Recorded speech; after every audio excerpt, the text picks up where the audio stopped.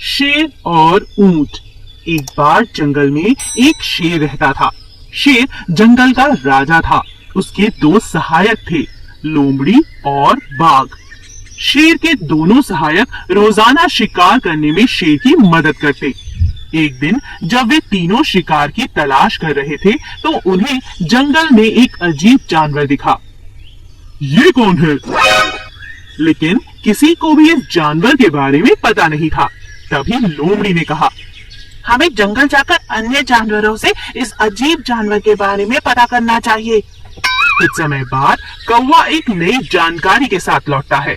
कौवा उस जानवर के बारे में लोमड़ी को बताता है।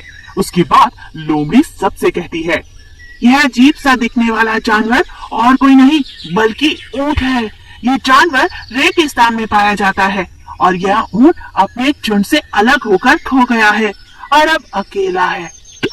मैंने यह भी सुना है कि ऊंट का मांस बेहद स्वादिष्ट होता है।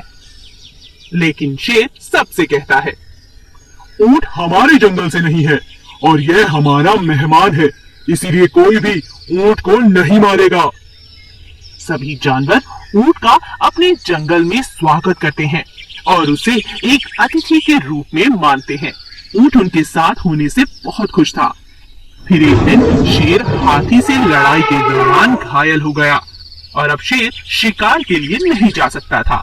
इस वजह से दोनों सहायक भी भूखे रहने लग गए। फिर एक दिन वह दोनों फिर से ऊंट को खाने का सुझाव देने लगे। लेकिन शेर कहता है, वह हमारे जंगल का नहीं है, इसकी रक्षा करना मेरी जिम्मेदारी है, इसीलिए मैं उसे नहीं मार सकता बल्कि मैं उसकी रक्षा करूंगा। तब लोमड़ी और बाघ ने शेर को सुझाव दिया, ठीक है राजा जी, यदि एक एक जानवर खुद आपके सामने भोजन के रूप में प्रकट हो तो क्या आप खाएंगे?